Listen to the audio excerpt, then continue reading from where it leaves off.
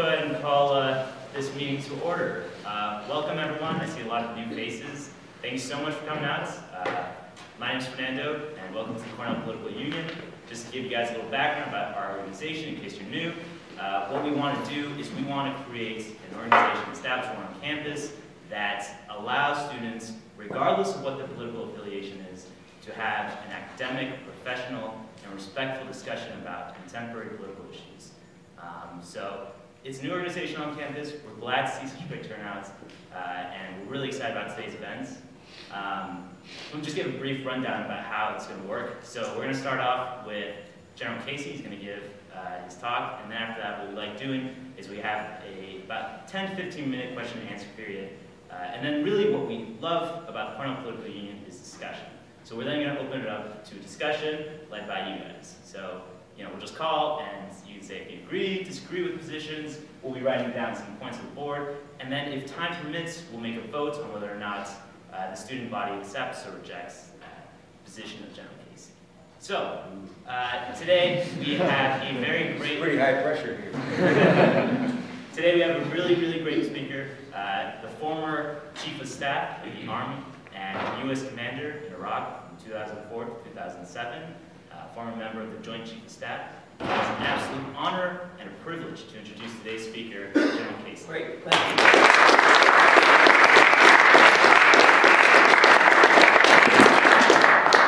It's very nice to be with you. They've got me here behind us so they can film this. So I'll walk around during the Q&A when we turn that out. So you're probably asking yourself, what the heck is the general doing up here?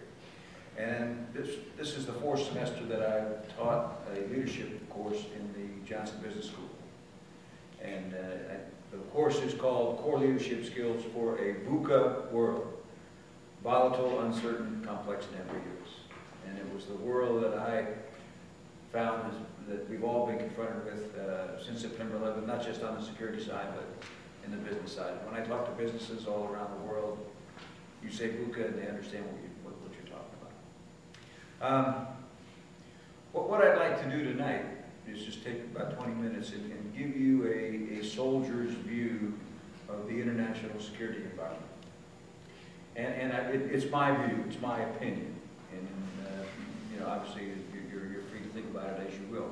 And if you're looking for something to juxtapose it to, you think about some of the stuff that you've heard on the campaign trail recently about how to handle the national security problem. And you can take what I say and compare it to that if you like. We can talk about that a little bit later.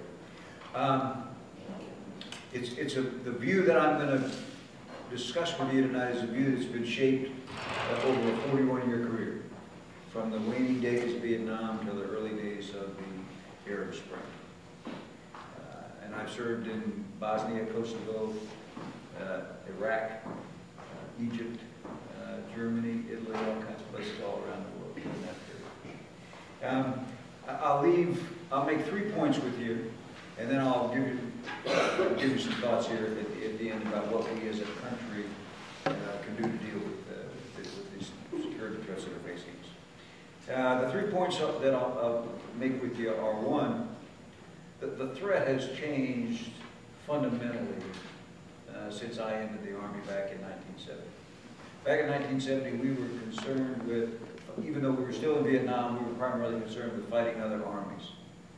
I like to say that I spent the first 30 years of a 40-year career training to fight a war against the Warsaw Pact and the Soviet Union that I never fought in the last 10 years of my career, learning to fight a different form of war while I was fighting it. Our world changed on September 11th, and the threat has significantly changed. And that's what's causing some of the friction that you hear about, because people, their mindsets haven't changed as the threat has. Secondly, this struggle that we're involved in, one is with Islamic extremism, it is an ideological struggle. And because it's an ideological struggle, it's not something that can be measured by the length of the war in Iraq or the war in Afghanistan. This is something that is going to be with us, and unfortunately with you all, for decades. And we need to all kind of calibrate our minds to think of it in those terms. And then lastly, the trends that I see out there in the international environment are more likely to exacerbate the current situation and really make more people available for recruiting by these terrorist organizations. And as I said, I'll conclude some thoughts on what we as a country can do about it. Any questions? All in favor? All right. You're doing well so far. First of all, the threat. So, for centuries, if you could control the conduct of states, you had some, you could have some modicum of success in maintaining order. Now, there was obviously some very brutal times during that period, but if you could control the conduct of states, and you could control state-on-state conflict, you had a chance of maintaining peace and stability. But today, even with very established diplomatic organizations, like the United Nations, and very established economic organizations, it seems like the world is spinning out of control. I mean, Russia, it's been almost 2 years since Russia went into the Crimea, a year and a half since they went into Ukraine, and last September when they went into Syria, started bombing Syria in support of the Assad regime. I mean, that's clearly a state that's not behaving according to what other states would think of as international norms. The Middle East seems to be a coming unglued from Pakistan all the way to Algeria. The Arab Spring has given way to the realities of power. The Syrian civil war is in its 5th year. And ISIL, the terrorist organization, controls a piece of ground the size of England in western Iraq and eastern Syria. And that's hugely significant because they actually control that ground. And they are having huge success recruiting people online, and they're having devastating impacts on countries all over the world. In a 20-day period, right around the end of October, early November last year, ISIL was responsible for the deaths of 400 people in Egypt, France, Iraq, and Lebanon. That's significant destruction for a terrorist organization. Back to the States, China's increasing their defense spending and continuing to strengthen their claims in the South China Sea. North Korea continues to lob missiles into the Sea of Japan and continues to improve work on their nuclear program. And Iran, even though they've just had their sanctions lifted and they're in the process of implementing this nuclear treaty that pushes out the likelihood that they'll get a nuclear weapon for about another decade, the jury, frankly, in my view, the jury is still out on whether this will help them become a productive player in the international community. And then these extremist groups continue to try to attack us at home and abroad, as we saw in San Bernardino on the 2nd of December. So that's a fundamentally different environment than I grew up with. And it's the fact that we now must deal with non-state actors, these terrorist organizations, who have access now to instruments that were once the exclusive purview of states. I mean, you know, they can do online now what you know, we had great difficulty doing as a government back in the 60s. And they have access to instruments of catastrophic destruction. And I'll talk about that in a second.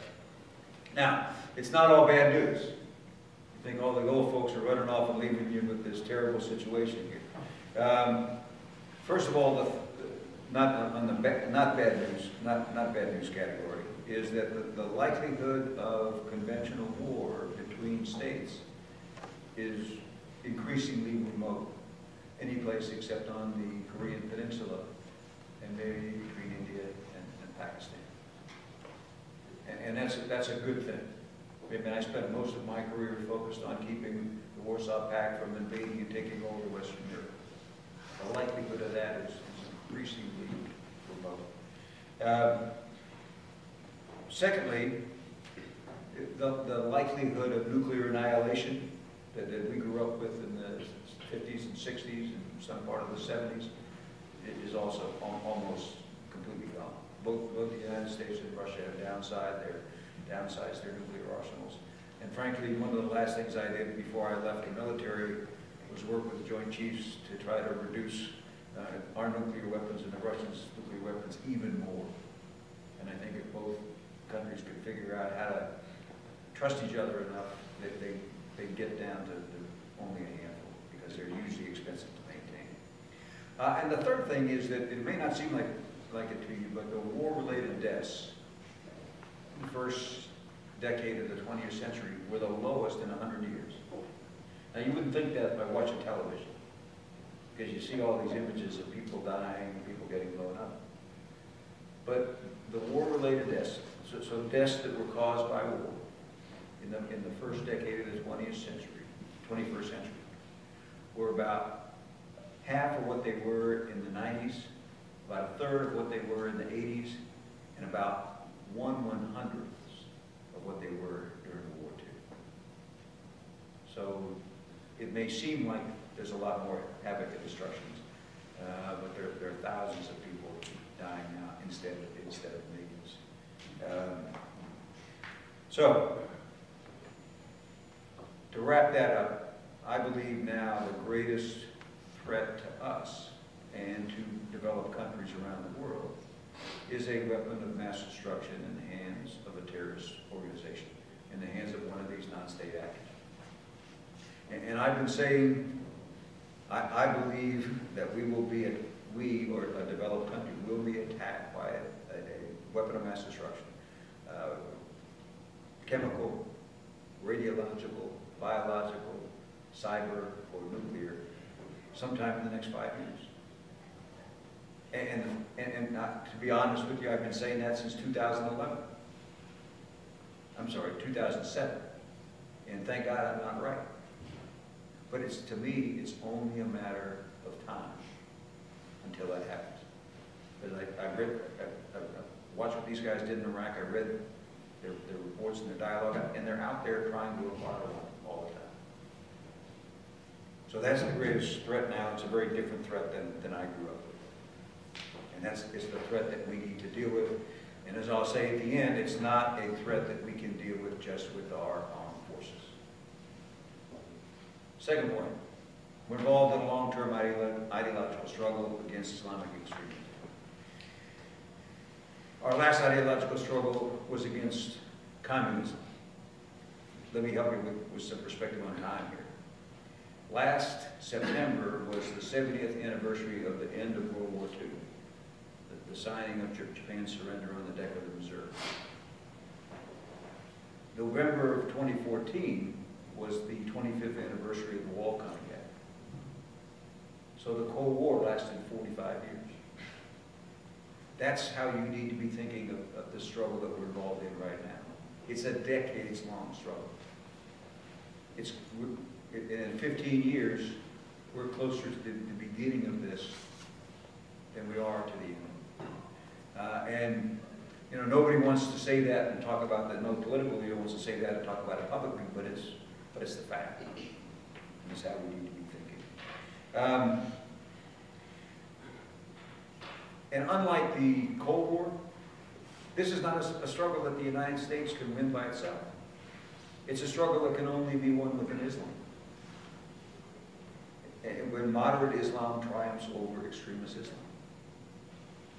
And this is going to take a long time for that to happen. We can only help them. We can only help them set the conditions, but it's not something we can do.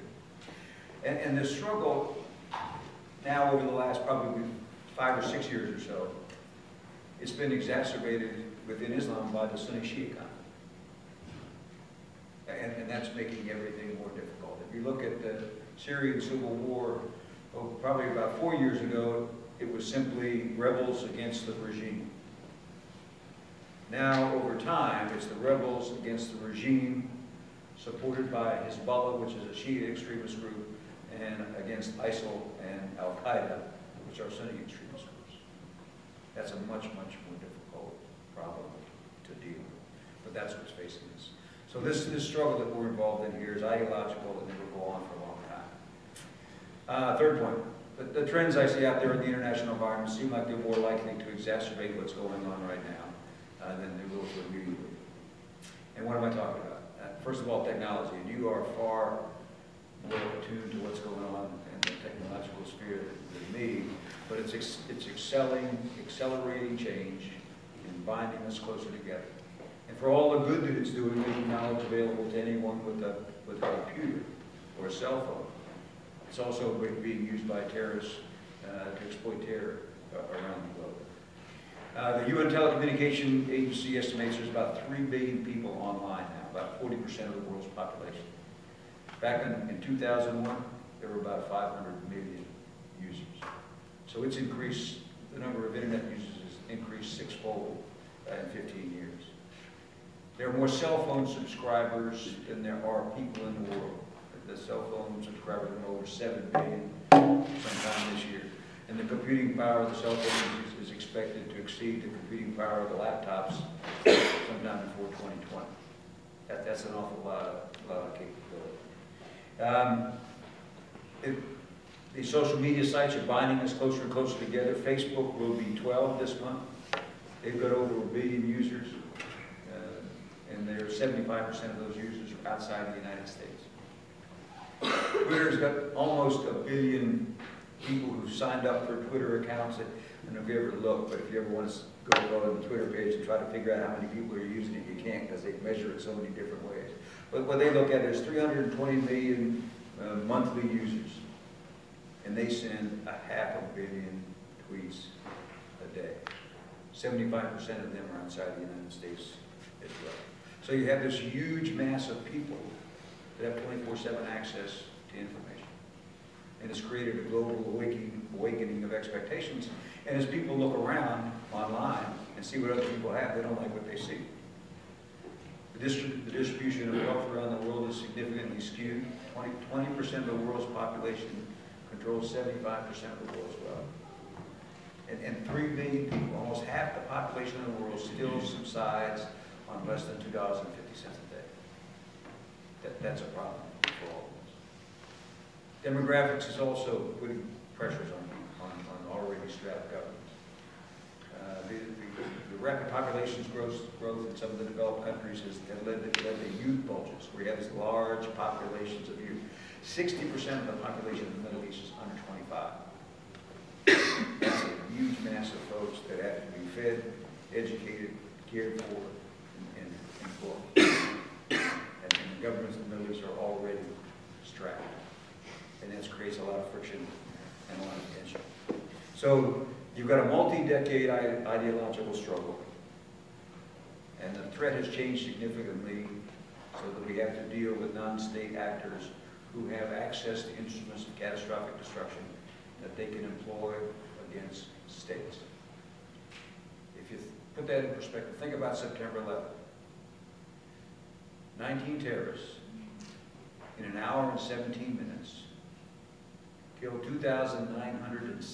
murdered 2,977 people from over 90 countries, and inflicted almost $40 billion of economic damage on New York City and the state of New York.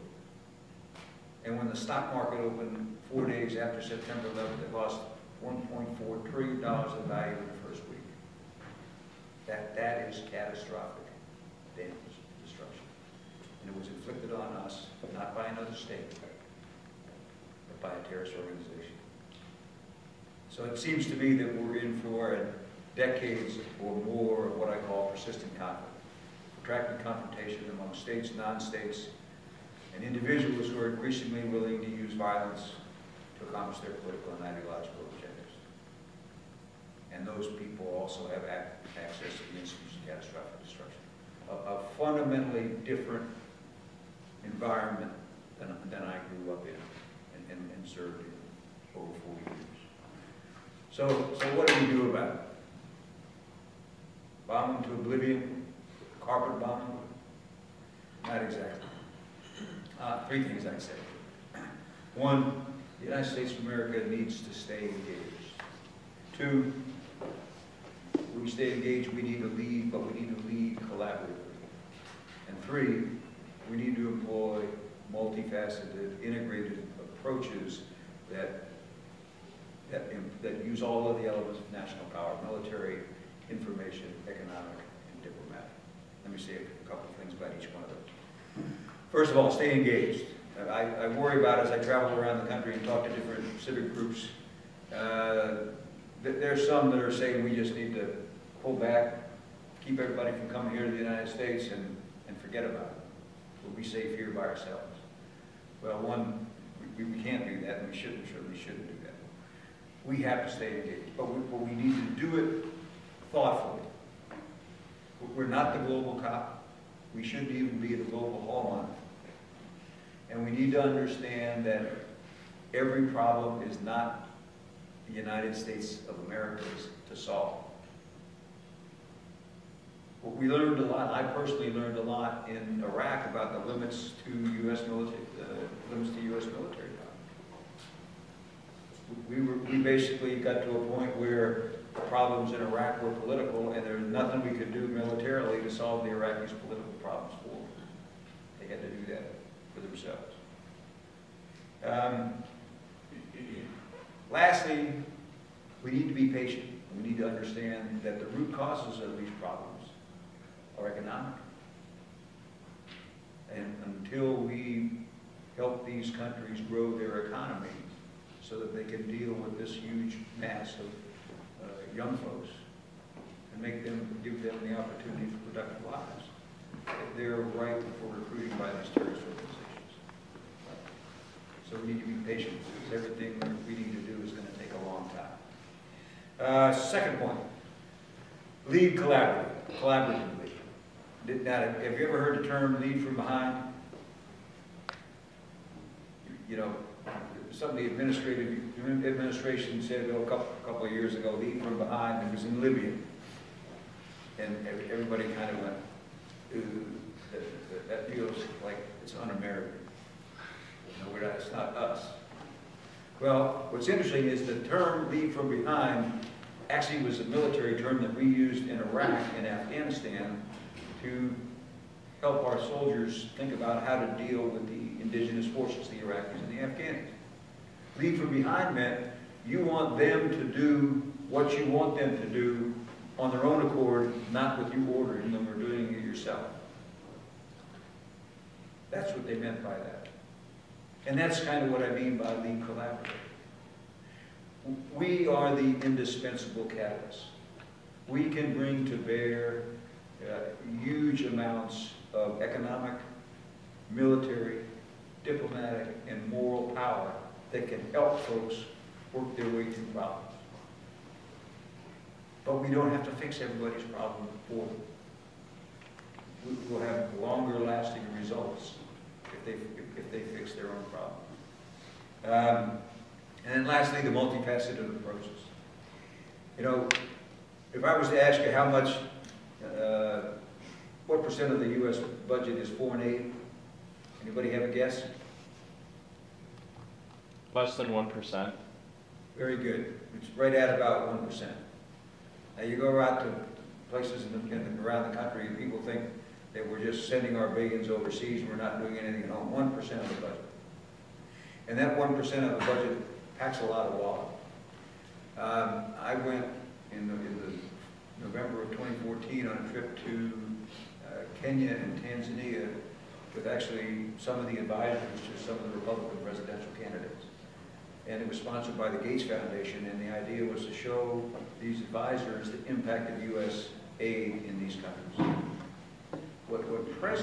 The impact that President Bush has had, his PEPFAR program, the program to stop HIV, the spread of HIV in Africa, has saved the lives of tens of millions of people in Africa. We actually visited a woman in Tanzania who got the HIV virus from her husband, was pregnant. Her first son was born with the HIV virus. They're both taking the drugs. They're both fine, and she's had 4 of the children. None of them have the virus. Huge, huge impact on that. We looked at some of the USAID projects, Agency for International Development. We looked at a seed plant There was a joint partnership between DuPont, USAID, and the Ethiopian government. They were taking these seeds and making them more drought resistant, more insect resistant, more so that they would produce a larger crop in Ethiopian conditions. One of the farmers came out and said, I increased my yield 4 times, and that gave me the money to send my 4 children to school for the first time. Those are the kind of programs that I'm talking about that will make a long-term difference and help us through this. So multifaceted, integrated approach. Every problem, the old story, every problem can't be solved with the military. It's the old adage about if all you have is a hammer, every problem looks like a nail. It doesn't work like that. Not today. So stay engaged, lead collaboratively, and employ multifaceted, integrated approaches. That's what I believe we need to do as a country, and have patience, because this security situation is going to be with us for a long, long time. And with that, I'll stop and be happy to take questions from any of you about anything, and please feel free to disagree.